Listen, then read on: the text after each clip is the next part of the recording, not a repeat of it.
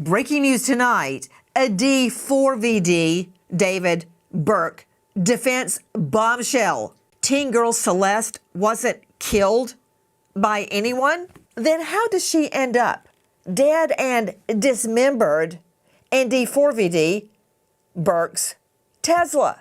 How does that happen?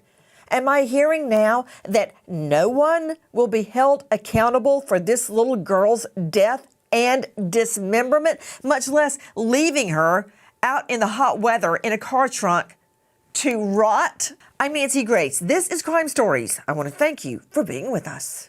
A dead body in your trunk can really hurt your reputation. Did he ever report his Tesla missing? Absolutely not. Okay, did he ever report Celeste missing? Absolutely not.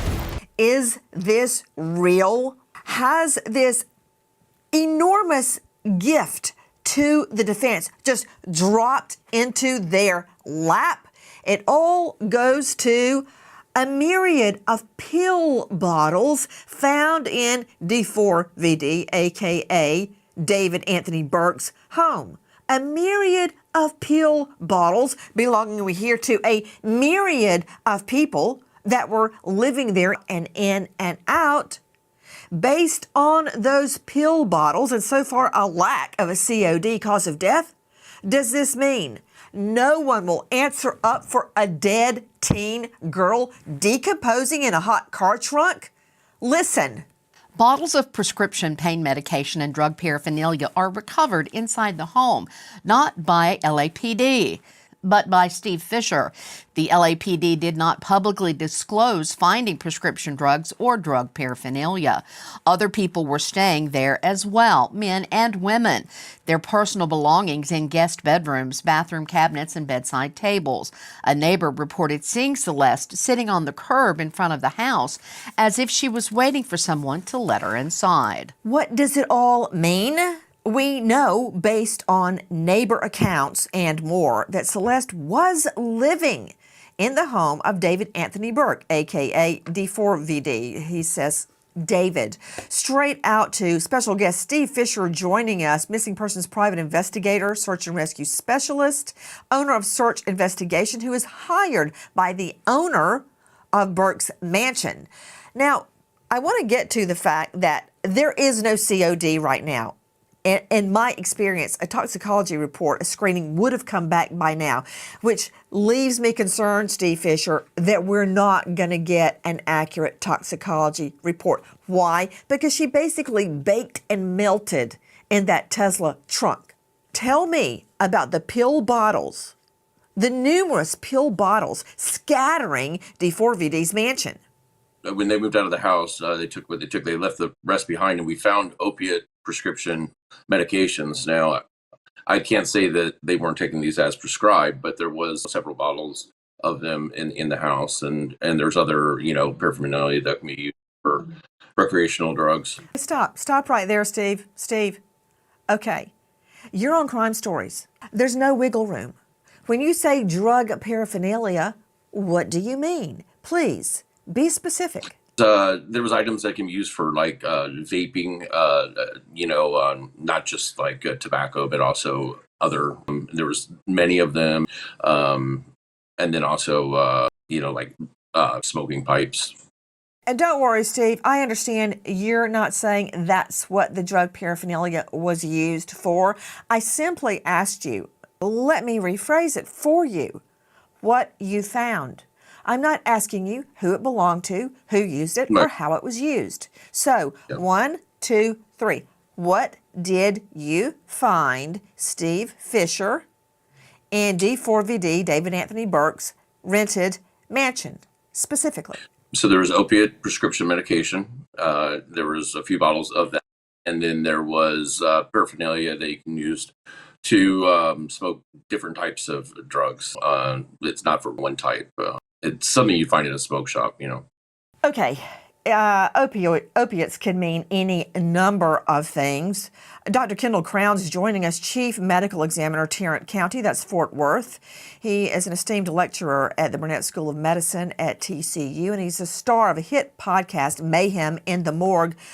Dr. Crowns, please, simply put, when I'm hearing opiates are found in the home, what could that consist of? What is an opiate? An opiate is a classification of drugs that are like, it can be heroin, morphine, fentanyl, hydrocodone, oxycodone, and anything in those kind of categories.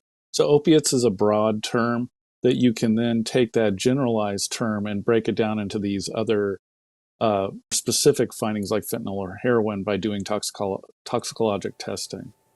Okay, so opiates found in the home, and when Steve Fisher goes out of his way to say that they were prescriptioned, that's good because we're going to have names on those pill bottles. Steve Fisher, without divulging names, were there names on the pill bottles of opiates? They were, and they were hydrocodone. They were Lortab opiates, painkillers. Okay, now for some reason you loosened up and you're telling me what you found.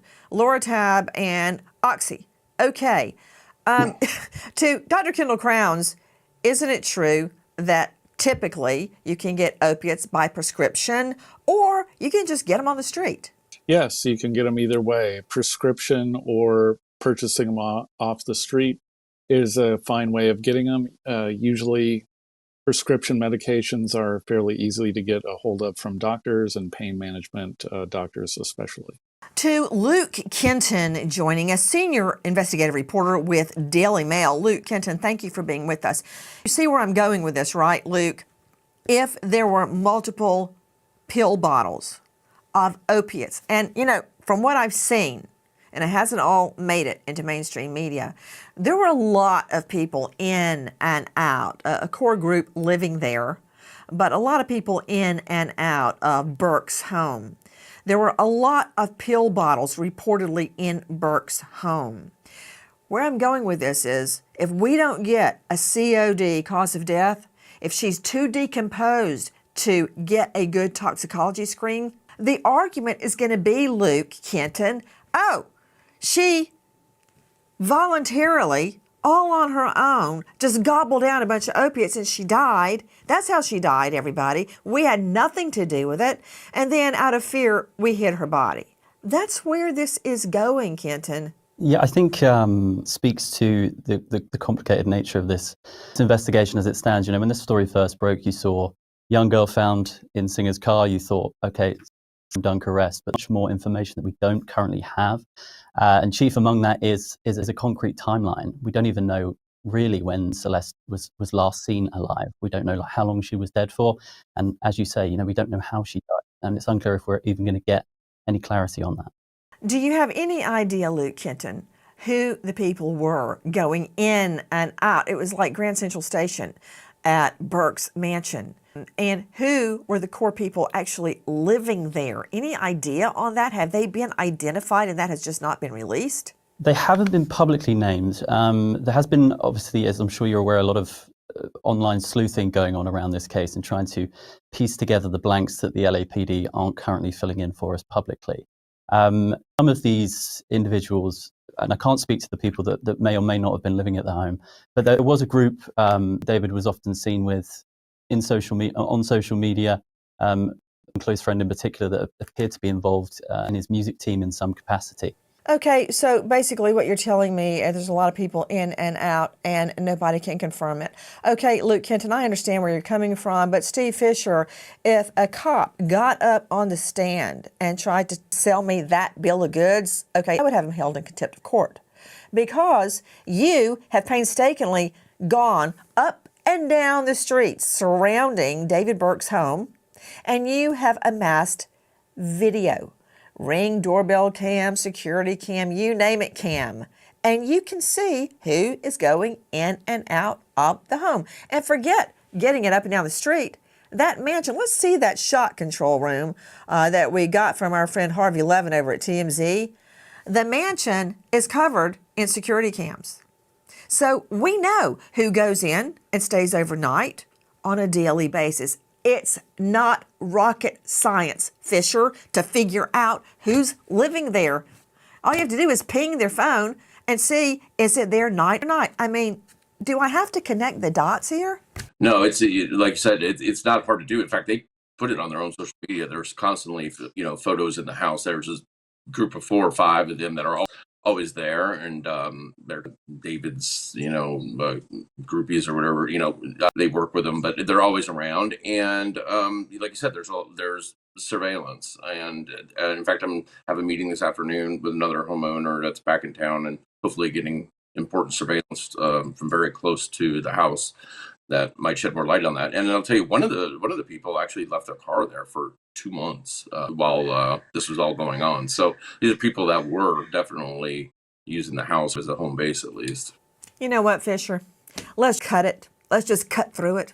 All I need is one witness. One witness to crack.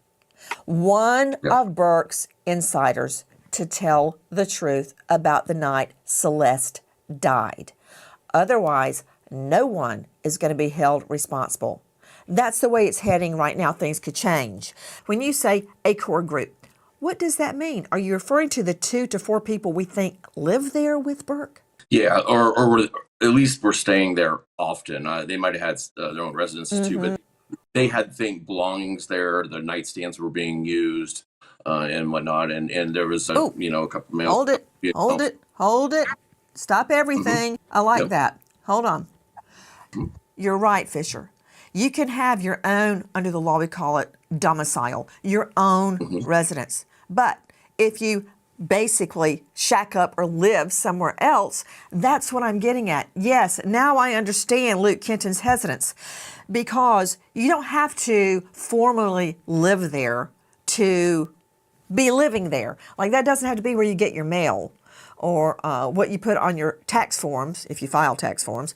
But if you're even conveniently living there, that's who I'm talking about. Back to Steve Fisher. Steve, I want to get to the nightstand. I hate to rush you, but I've got X number of minutes to get this information out.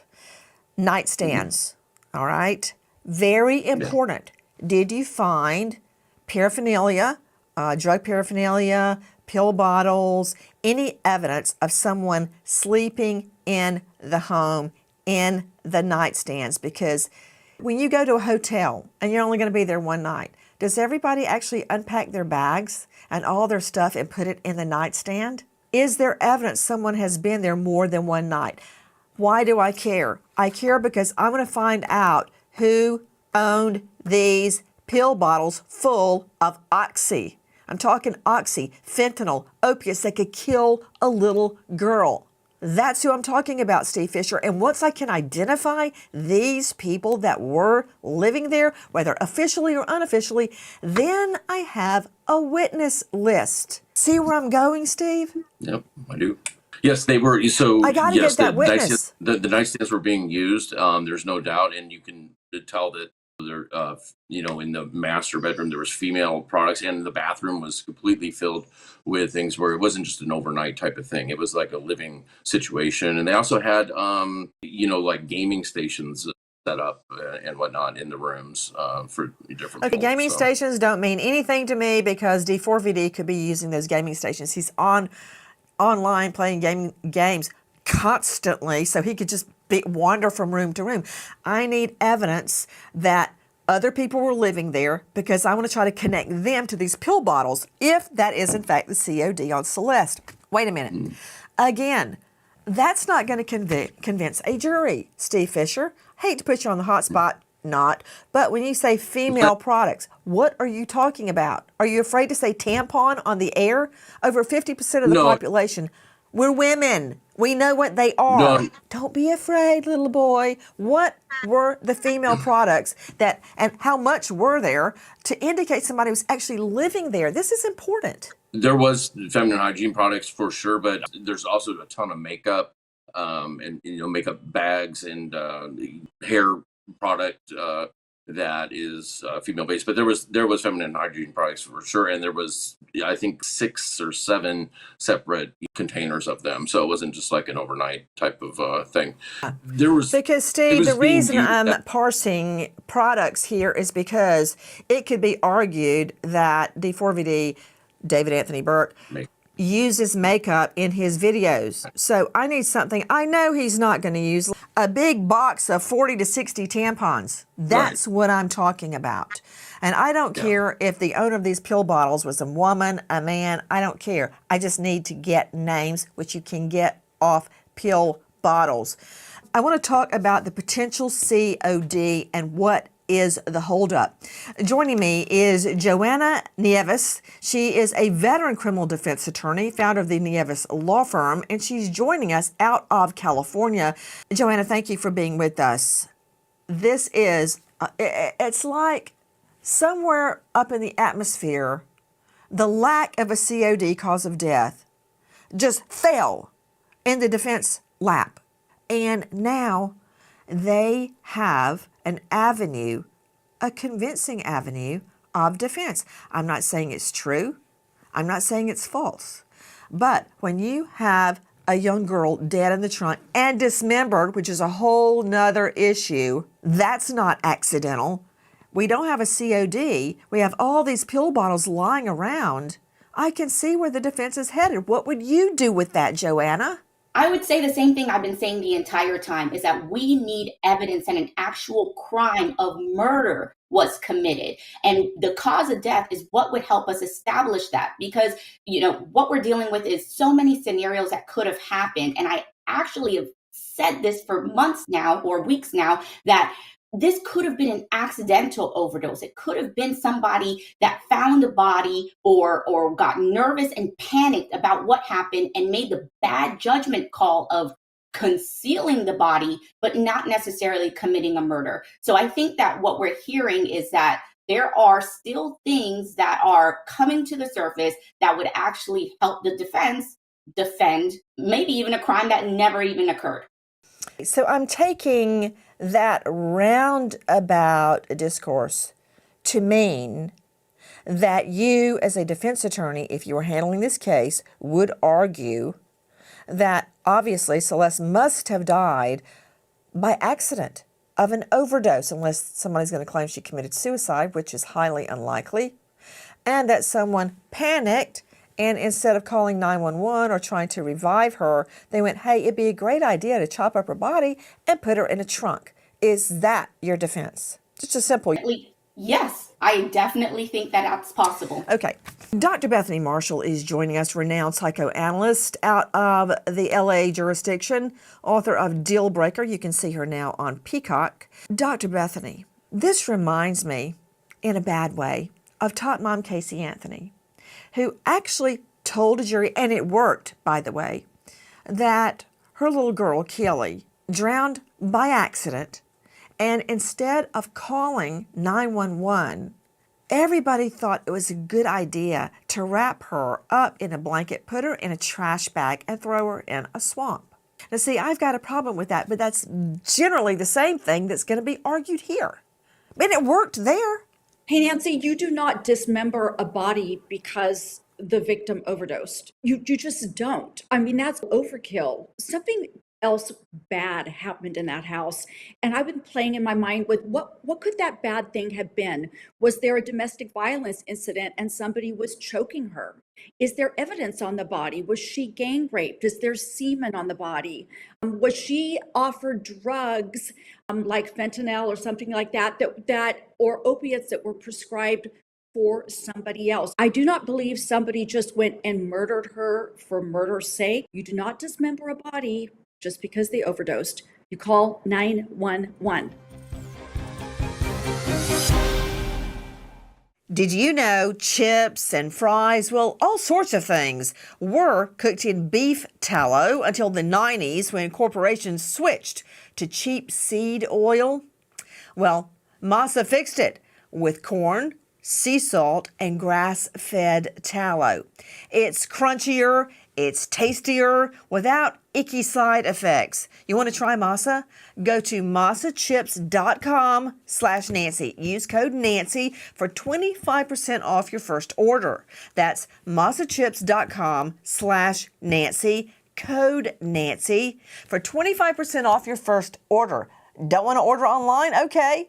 Masa now available nationwide at your local Sprouts supermarket. because I believe her body, Celeste's body, the little girl's body, was already in the vehicle when it was parked. He's got video of the Tesla coming around the curve from the direction of Burke's house, his mansion. Hence, the body was already in the car and it's coming around from Burke's house. Stay with me. I'm about to go to Dr. Kendall Crowns, who is a renowned medical examiner, has handled thousands of autopsies, but I want to follow up on who was in that home, okay? Listen to this. Burke was in town the day the dented and covered in mud Tesla was last moved, July 29th. That same day, Burke left town with his personal assistant, Neo. After his Tesla was last moved to the spot it would later be towed from and performing in San Francisco that night, his now canceled Withered World Tour. Burke had a very small, tight-knit entourage. 2 to 4 people close to Burke appeared to be living in the mansion with Burke. Burke's previously close friend group now making efforts to appear less tight-knit. Surveillance footage from his $20,000 a month rental home shows 3 or 4 individuals who not only share the home, but regularly access his Tesla. Those individuals have not been seen together since the discovery of Celeste's remains, and all have unfollowed each other on social media. Dave Mack joining me, Crime Stories investigative reporter. So, Dave Mack, okay, let me understand. If nobody did anything wrong, then why is everyone running in different directions and unfollowing each other on social media? I mean, the day, and I got to go back to Fisher on this in a moment, Dave Mack, remind me to circle back to him. The last day that d4vd, David Anthony Burke's Tesla was moved, remember, you got a dead body, a little girl decomposing in the trunk. It's hotter and hotter and hotter. More and more evidence, including cause of death, COD, is being lost literally by the minute. And what are they doing? They're moving the car. Why? Because it's a fancy Beverly Hills home and Hollywood Hills home, and they know that the owners of those lots are going to complain if a nasty car is sitting in front of their lot for days on end. So every few days, the Tesla is being moved around with Celeste dead in the trunk. Point. If nothing wrong happened, then why did everybody living in that home, Dave Mack, suddenly scatter to the 4 ends of the earth? You know, Nancy, the biggest thing about this is exactly what you're pointing out, that the last day it was moved on July 29th, the car stays there and is not moved again until it's towed away. But Burke and his friend, Bolt, he's in San Francisco performing that very night. He's got his agent or his assistant with him, the guy that's always with him. They've called him, anyway, they're gone. And then after the body is found, Burke continues on, Nancy. Now, the rats begin to flee, but Burke is acting like nothing happened. Think about it. This is his car. A body's been found. He knows who it is, but he's still doing his thing. He didn't cancel the tour when she was identified, Nancy. The tour was canceled for him. He wanted to keep moving on like nothing happened. They're acting like children in every bit of this. And when you think about it, Burke is 20 years old. He was homeschooled. He was sheltered, raised in a church choir. It makes no adult sense, but maybe it makes sense to somebody who's got the maturity level of a 12-year-old. To Dr. Bethany Marshall joining us, psychoanalyst and author. Dr. Bethany, everyone scatters to the 4 corners of the earth, but then it's followed up by unfollowing each other online. I find that a step too far, not to have some sort of implication. That's right. I mean, they are definitely trying to distance themselves from each other. And in that world, instantly when somebody unfollows you, and it's so easy to track. I would wonder with this group, who knows what about the other person? Did one person see another member of the house supply drugs? Did one person see another person abuse Celeste and not call 911. All that drug paraphernalia, Nancy, I'm very interested in that. Were the opiates in the room of the patient for which the opiates have been prescribed, or were they scattered around the house? Was the house neat or messy? Did it look like a frat house, a crack house, or was it kept neat? Was all the drug paraphernalia in one place, like people were just doing Right. it recreationally, or was it Well, scattered let's go to around Steve Fisher on like that. a mess? Steve Fisher, where were the drugs? And let me also point out, Steve Fisher, well, we learned this from you, LAPD had already searched the home. Now, they haven't mentioned finding drugs or drug paraphernalia. That does not mean they didn't find it. But by the time you searched it, where did you find the drugs? So there was several different bottles of them, and one, being in like a living room table that was kind of like a where they did all the streaming from, it was accessible there, and then also in the bathrooms. So I think there was 3 different opiate prescription bottles, and so they were accessible. They weren't locked up or anything like that. They were accessible to anybody in the house. Okay, and you're speaking legally right now in response to Dr. Bethany Marshall, and you're right, Steve. The fact that they were in various locations, those doors were not locked. Anyone would have had access to them. But, isn't it true, Joanna Nieves, veteran defense attorney, that under the law, and this is a jury charge, a jury instruction that will be read to a jury, in this case, if there ever is one, says that the jury can take into account behavior before, during, and after the incident, which means a jury could take into account that very oddly, very uncharacteristically, all of d4vd, David Anthony Burke's friends that normally live together, that hang out together every single day and night, that park their cars there for months on end, they all scattered to north, south, east, and west and unfollowed each other. That can be taken into account, and it can be argued on closing that that is a guilty conscience. You know something bad went down. You know about it, so you get the hell out of Dodge. Can't that be argued by a prosecution? Yes, this could be an indicator of consciousness of guilt, but what we have to keep in mind is that something bad did happen. There was a dismembered body in a trunk. So they are likely trying to distance themselves from the fact that someone tried to conceal a body and there is a knowingness around that. But the point still remains that we can't prove yet whether this was the cause of death was actually a murder and then the concealment of the body. Bombshell tonight. Crime Stories now streaming first on Fox 1. That's right. You can now watch all the new episodes of Crime Stories first with Fox 1. We are so proud to have a partner who furthers our mission to always, always seek justice, whatever that may be. Watch episodes first with Fox 1 24 hours before they are seen anywhere else. You can even try 7 days for free. The brand new season of Crime Stories airs now on Fox 1. Click the link in the episode description to learn more and watch first on Fox 1. Do I care about the Tesla? No. Do I care who put the Tesla there or moved it? Yes, because I believe that person had knowledge that Celeste's body, a little girl, was decomposing in the trunk. Has a massive gift been dropped in the laps of the defense? That gift, there is no COD, cause of death, as of tonight.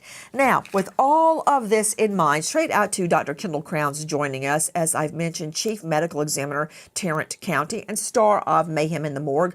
Dr. Kendall Crowns, I've waited on a lot of toxicology reports, as have you, to get an official cause of death.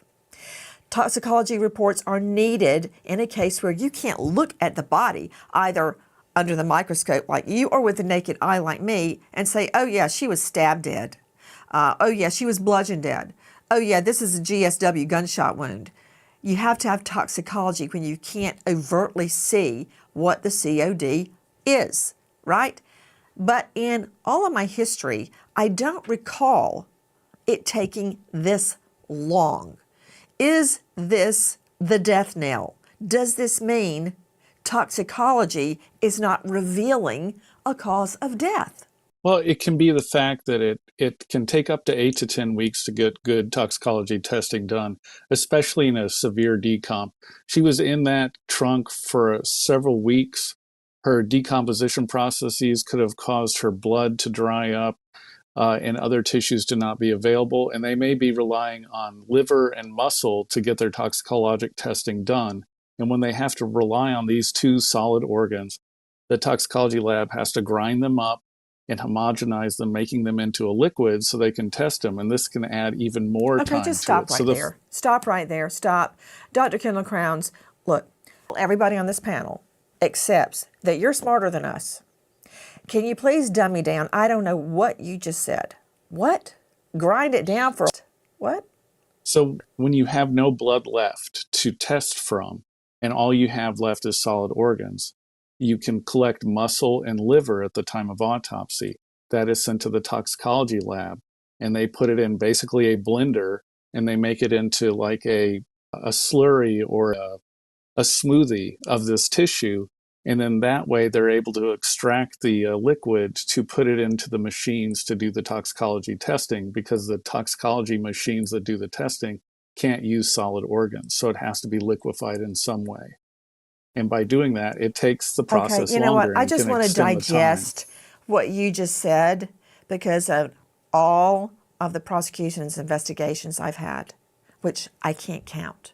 I've never heard it put just quite like that. You're saying that Celeste's liver, her dried up liver, is put in a blender and blended until it's liquefied so that some machine somewhere can run a test on it?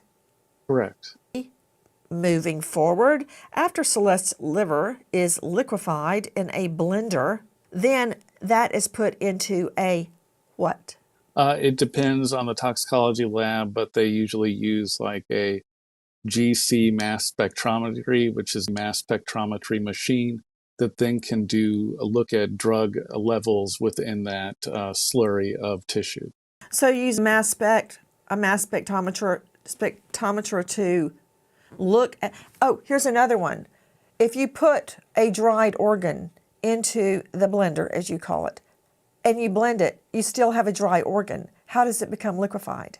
They add certain fluids to it to make it more liquefied. I don't know specifically what they add, but it's Like probably what? normal saline. Probably most likely normal saline, so it helps liquefy it and doesn't add to the toxicology or decrease the toxicology. Of course, there are charts that are available. That newly formed liquid, which is dried liver and saline, is put into a mass spec, and then you can determine from that, in lieu of blood, whether there were drugs in Celeste's system. Do I have that right? Yes, you do. You have illuminated a lot, Dr. Kendall Crowns.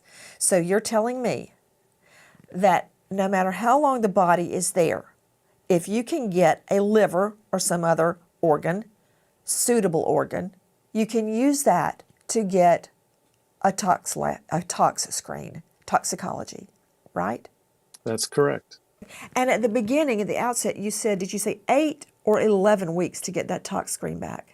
About 8 to 10, but yes, about 2 to 2 months so, to 2.5 months. We know that she was in the trunk on September 8, likely dead before then. But the point of September 8 is that's when her body was found. So you've got September to October, October to November. So right now, we're at about 8 weeks. So you're saying either now or in the next 2 weeks, there should be a toxicology report. Yes. Dr. Kendall Crowns, you heard Dr. Bethany Marshall talking about how, what if there were sex games? What if there was a strangulation game, an asphyxiation game going on?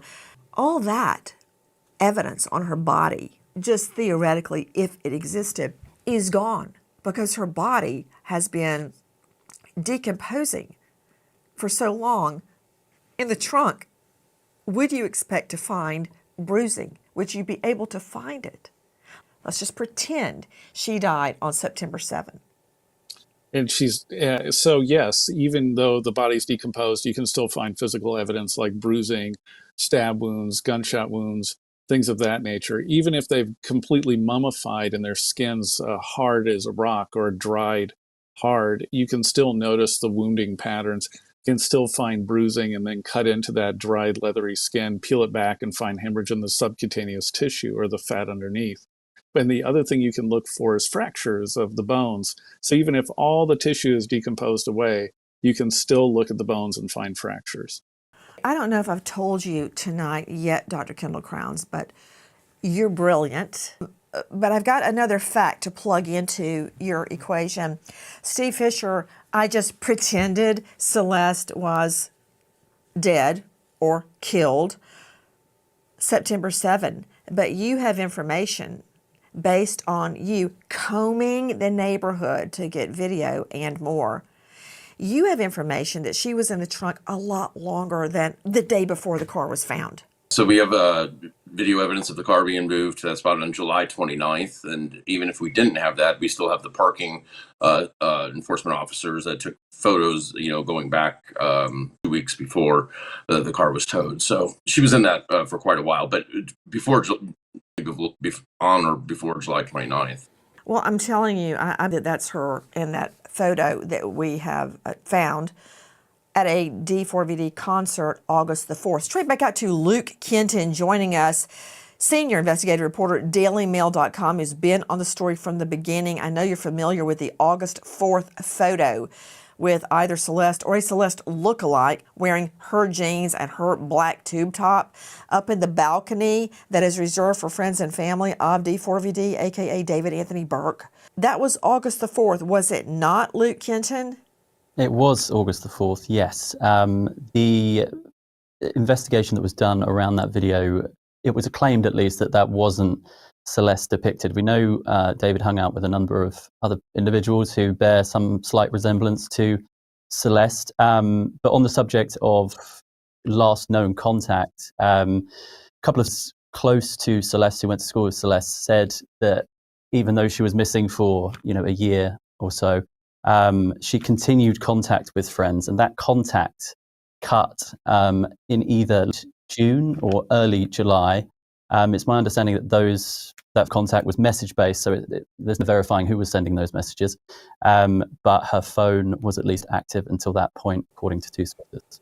So, Luke Kenton, that's really interesting, and not just interesting, it could be probative.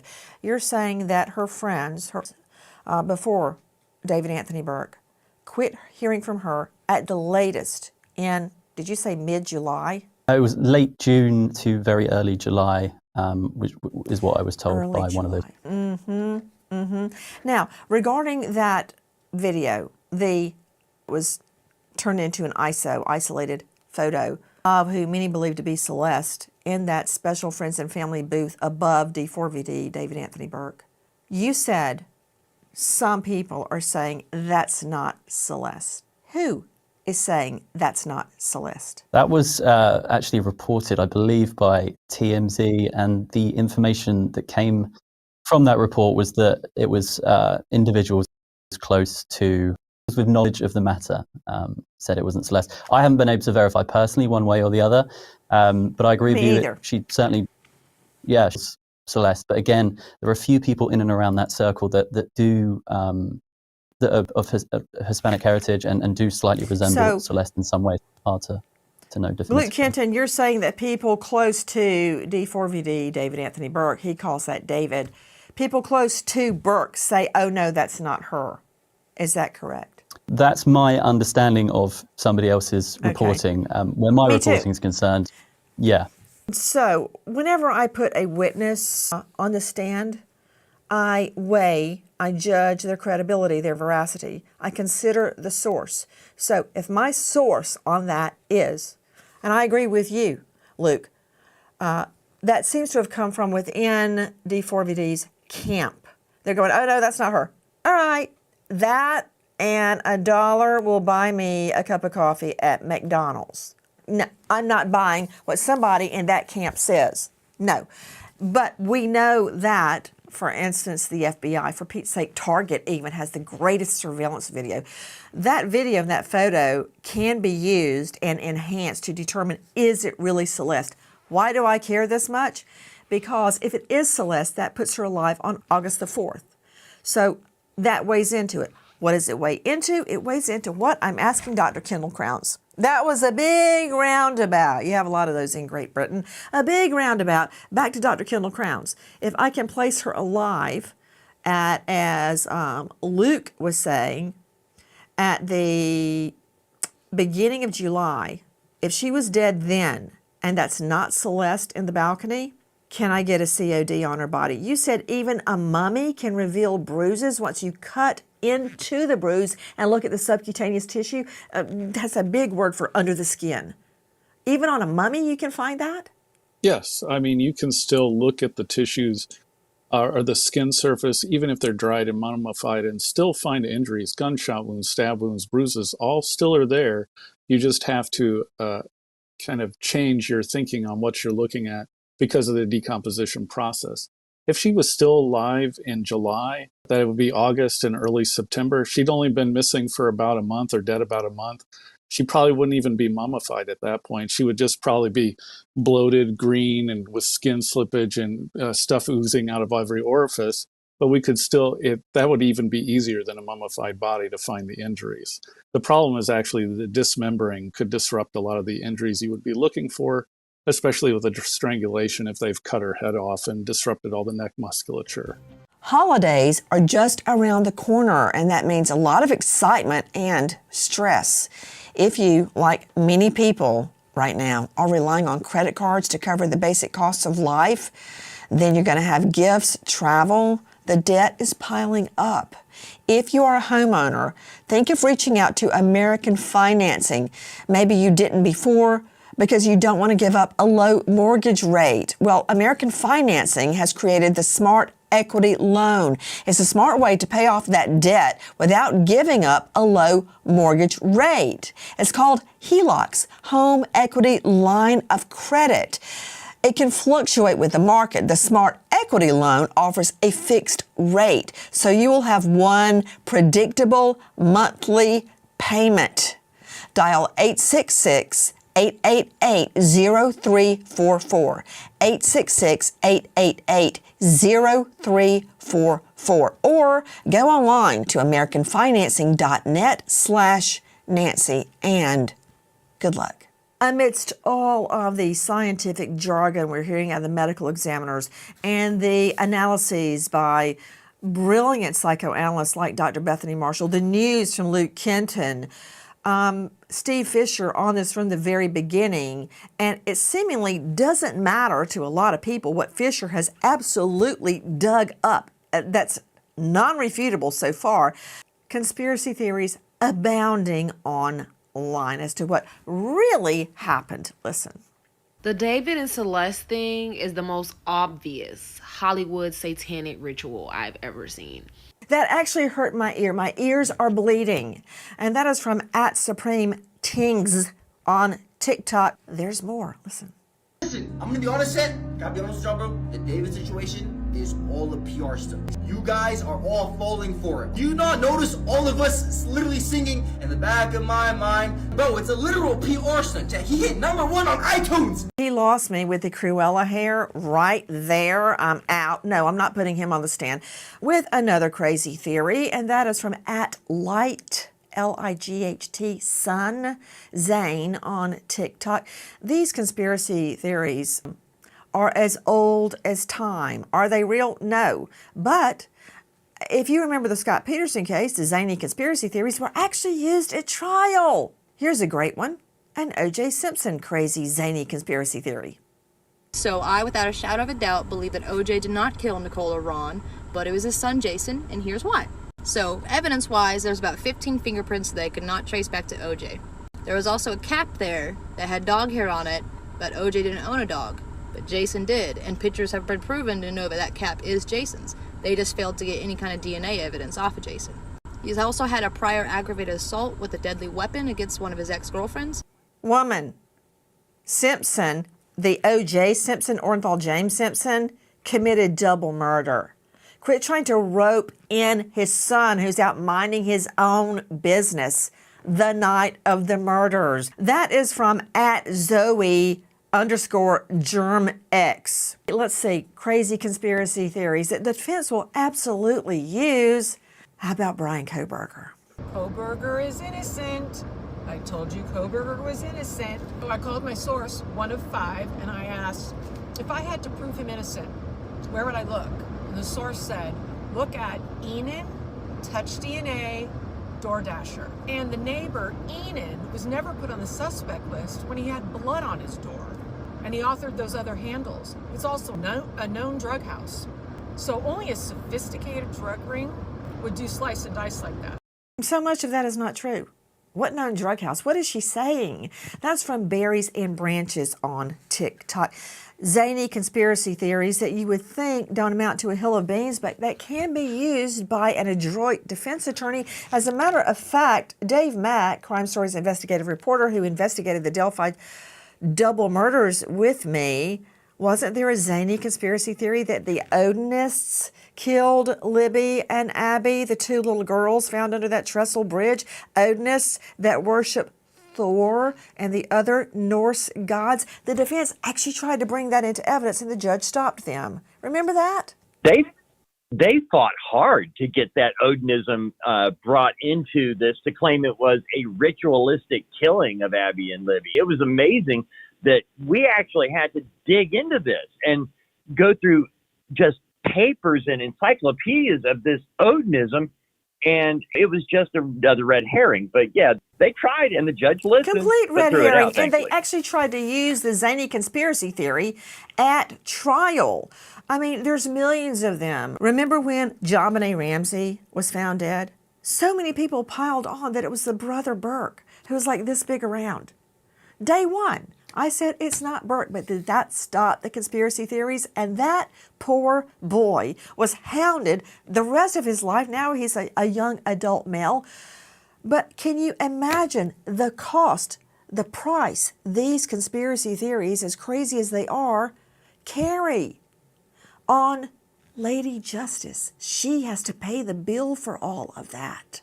We are waiting on that COD, and we are waiting for justice in the death of a little girl, Celeste Rivas. If you know or think you know anything about her death, please contact LAPD 213-486-6890. Repeat, 213-486-6890. As of tonight, no one has been named a suspect or even a person of interest in her death. We remember an American hero, Officer Rosa Vasquez, U.S. Department of Homeland Security, killed in the line of duty after 17 years service, leaving behind her husband, David, and 2 children without a mom, Paulina and Jesus. American hero, Officer Rosa Vasquez. Thank you to our guests, but especially to you for being with us. Nancy Gray signing off for tonight. I'll see you tomorrow night, and until then, good night, friend. Hi, guys. Please join us on our mission to find missing people, especially children, to solve unsolved homicides. And if you're on the go, please join us on your favorite podcast app where you can get all our content, where we, in our way, seek justice.